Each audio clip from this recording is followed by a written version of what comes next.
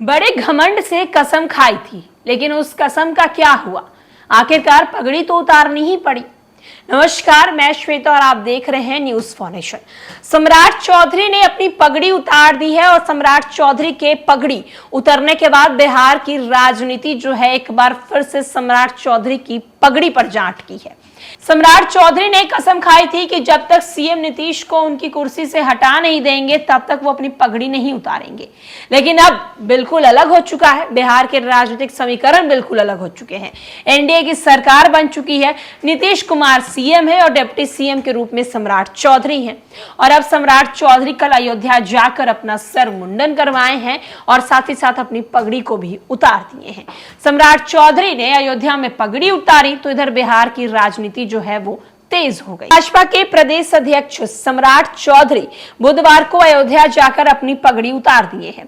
अब इसको लेकर राजद ने जोरदार कटाक्ष किया है।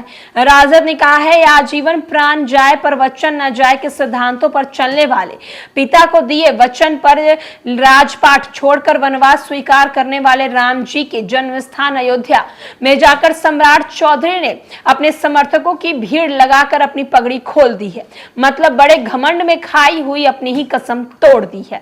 राजद के राष्ट्रीय प्रवक्ता का कहना है कि सम्राट चौधरी ने अपने तथाकथित वचन अपने जुबान की तिलांजलि दे दी है और वो भी मजाक बना दिया है, भीड़ जुटाकर मीडिया बुलाकर। उन्होंने कहा, अगर सम्राट चौधरी को सत्ता और राजपाट का लोभ अपने वचन तोड़ना नहीं था तो वचन के पक्के मर्यादा पुरुषोत्तम श्री राम की जन्मस्थली की परंपरा तोड़ने से तो अच्छा था।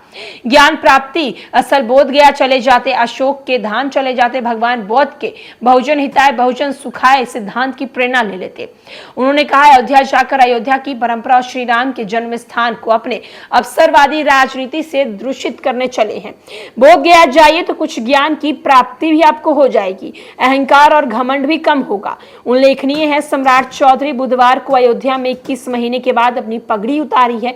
करीब 21 महीने पहले प्रदेश में महागठबंधन की सरकार बनने के बाद विधान परिषद में नेता प्रतिपक्ष रहते सम्राट चौधरी ने संकल्प लिया था कि नीतीश कुमार को मुख्यमंत्री की कुर्सी से हटाने के बाद सिर से पगड़ी हटाएंगे। सितंबर 2022 में अपनी मां के निधन के बाद सम्राट चौधरी ने सिर पर यह पगड़ी बांधी थी।